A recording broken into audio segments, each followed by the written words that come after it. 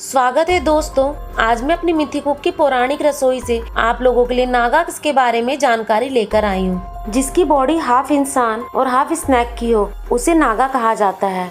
और आज की हम अपनी वीडियो में इसी के बारे में बात करेंगे। तो चलिए शुरू करते हैं। दोस्तों, यह जो तस्वीर आप स्क्रीन पे देख रहे हैं ये कोई आम तस्वीर नहीं है। ये 12th सेंचुरी में बनी हुई एक मंदिर में रखी हुई मूर्ति की तस्वीर है। लेकिन इस मूर्ति में अजीब बात यह है कि यह जो देवी है ये आधी इंसान और आधी नाग है। यह चीज आपको ज्यादा अजीब किसलिए ना लगी हो, क्योंकि इंडिया में ऐसी मूर्तियाँ काफी कॉमन है। तो क्या प्राचीन भारत में हमारे पूर्वजों के साथ ऐसे लोग रहते थे या फिर हमारे देवता ऐसे हुआ करते थे जो कि हाफ ह्यूमन और हाफ स्नैक है? क्या आज के टाइम में भी ऐसे लोग रहते हैं? क्या हमारे वेद पुराणों में दी गई थ्योरी एकदम सच है कि इंसानों को वेदों, संस्कृति और आध्यात्म का जो ज्ञान है वह इन्हीं सर्प देवताओं द्वारा मिला हुआ है? तो दोस्तों, आज हम बात करेंगे स्नैक ह्यूमंस के बारे में। दोस्तों, यह है कर्नाटका में स्थित चेन्नकेशवा मंदिर, जिसको विजय नारायणा मंदिर भी कहा जाता है। यह 12वीं शताब्दी में बनाया गया था और यहाँ पर एक देवी की मूर्ति मौजूद है जो कि हजारों साल पुरानी है। इन देवी की मूर्ति का आधा शरीर स्नैक का और आधा शरीर इंसान का है। लेकिन भारत में मौजूद ये अकेली मूर्ति एक ऐसी नहीं है। दोस्तों, आप लोगों ने महर्षि पतंजलि का नाम तो सुना ही होगा। यह योग सूत्र के रचयिता हैं। दोस्तों, वही योग जो कि आज हम लोग योगा करते हैं। योगा इन्हीं महर्षि पतंजलि की देन है। दोस्तों, अब आप पतंजलि की इस मूर्ति पर नजर डालिए। पतंजलि की एक यही मूर्ति ऐसी नहीं है, जबकि हजारों मूर्तियां ऐसी हैं। इन मूर्तियों में इनका ऊपर का शरीर इंसान का और निचला शरीर बड़े से स्नैक का है। दोस्तों, यह तो बस आप लोगों के लिए 2 एग्जाम्पल थे।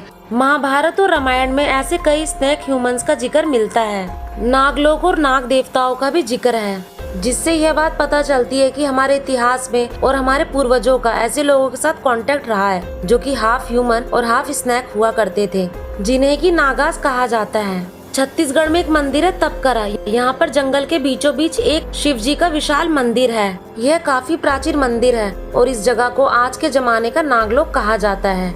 यहाँ पर एक बहुत बड़ी गुफा है जिसका रास्ता फिलहाल बंद है। लोकल लोगों का कहना है कि यह पाताल का रास्ता है। यह उस जगह का रास्ता है जहाँ धरती के अंदर नागास रहते हैं। हैरान कर देने वाली बात तो यह है कि इस इलाके के और इस जंगल के आसपास यहाँ पर 40 से ज्यादा प्रजाति के नाग मौजूद हैं। यह जगह इतनी डेंजरस है कि यहाँ पर पैदल चलना मतलब मौत को दावत देना है। इस जगह को नागलोक के नाम से भी जाना जाता है। इतनी खतरनाक जगह होने पर भी यहाँ के लोग सांपों से डरते नहीं हैं, बल्कि उसकी पूजा करते हैं। दोस्तों, यहाँ पर ही नहीं बल्कि पूरे भारत में सांपों को ऊंचा दर्जा दिया जाता है। दोस्तों, सिर्फ एंशिएंट इंडिया में ही नहीं बल्कि बहुत सारी प्राचीन सभ्यताओं में सांप को भगवान का दर्जा दिया गया है। आखिर क्या बात है इन सांपों में और इन सर्प देवताओं में जिससे कि इन्हें लगभग हर कल्चर में पूजा जाता है? सांप देवताओं को पूजा जाना ये मैं ऐसे ही नहीं बोल रही हूँ, आगे मैं आप लोगों को प्रूफ के साथ दिखाऊंगी। भारत में वेद पुराण में तो आपको सांपों के बारे में पूरी जानकारी मिल जाएगी। वेदों के अनुसार पृथ्वी के नीचे 7 तल होते हैं। ये है अतल, वितल, सुतल, रसातल, तलातल, महातल और पाताल।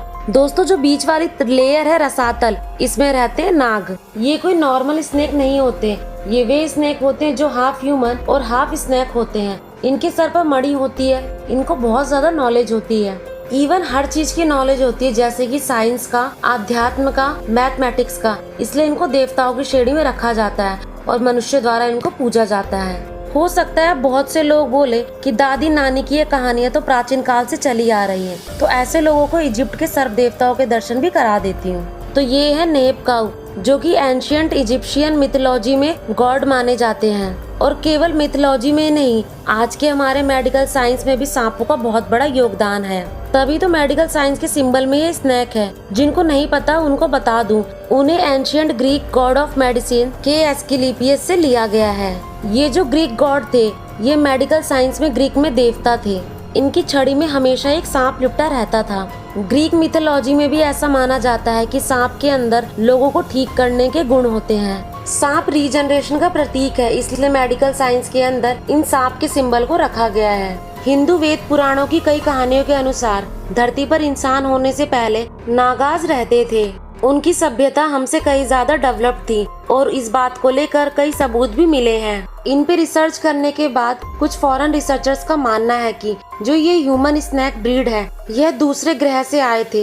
ये ज्यादा एडवांस और एलियन थे। लेकिन जो भी हो, इतना तो मानना ही पड़ेगा कि धरती पर इंसान ही एक ऐसी प्रजाति नहीं है जो कि समझदार है। हमसे पहले भी बहुत लोग ऐसे रह चुके हैं या अभी भी शायद रह रही है जो कि ज्यादा समझदार और अक्लमंद है। विदेशों में तो ये थ्योरी अभी भी चल रही है कि आज भी लिजर्ड मैन और स्नैक पीपल इच्छाधारी नागिनों की और नाग की तरह हमारे बीच में रूप बदल कर रह रही है और हमें कंट्रोल कर रही है, जिसका हमें पता भी नहीं चलता है। खैर, फॉरेन्स में रहने वाले लोगों के लिए स्नैक पीपल काफी विचित्र चीज होगी, लेकिन हम इंडियंस के लिए ये काफी कॉमन बात है। लेकिन हम लोगों ने इन चीजों को काफी टेकन फॉर ग्रांटेड ले रखा है। दोस्तों, हमें समझना पड़ेगा कि हमारा जो इतिहास है, हमारे मंदिर पे जो कार्विंग्स हैं, वो किसी चीज को सिंबलाइज करते हैं। इवन हमारे वेदों में जो भी बात कही गई है उनमें कुछ न कुछ लॉजिक छिपा होता है और उन लॉजिक को हम नहीं समझते हैं और हल्के में ले लेते हैं। और उन्हीं सारी चीजों पर फॉरेनर्स के रिसर्चर और साइंटिस्ट रिसर्च करके अपनी पेटेंट्स करा लेते हैं। तब हमें वो बात पता चलती है और हम उस पर विश्वास करते हैं। दोस्तों, आप लोगों को क्या लगता है कि आज भी हमारे बीच में ऐसे लोग मौजूद हैं, या कभी आप लोगों ने अपने घर के बड़े बुजुर्गों से हाफ स्नैक हाफ ह्यूमंस के बारे में कहानियां सुनी है, या पहले धरती पर ऐसे क्रीचर्स रहा करते थे? दोस्तों, इन सब पे आप लोगों की क्या राय है, कमेंट सेक्शन में जरूर बताएं। वीडियो अच्छी लगी है तो इसको लाइक और शेयर करना ना भूलें और ऐसी इंटरेस्टिंग फैक्ट्स और स्टोरीज जानने के लिए बेल आइकन का बटन प्रेस करके मेरे चैनल को सब्सक्राइब करना ना भूलें।